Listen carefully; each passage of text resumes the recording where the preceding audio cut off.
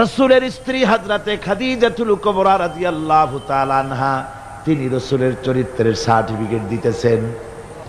লম্বা ঘটনায় যাব না।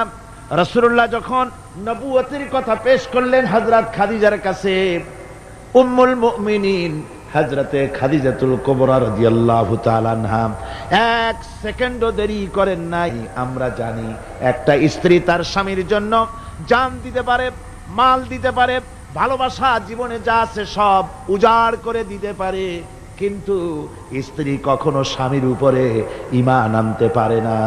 পারে নাকি? টেস্ট করেন। আজকে গভীর রাত্রে ঘুম ভাঙিয়া বউকে জাগান, এই মাত্র স্বপ্নে দেখলাম এক ফেরেশতা বলে গেল আমি নাকি পীর, তো তুমি সর্বপ্রথম আমার কাছে মুরিদ হও।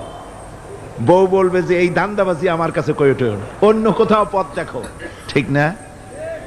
স্ত্রী জান দিয়ে দিতে পারে স্বামীর জন্য, ঈমান আনতে পারে না।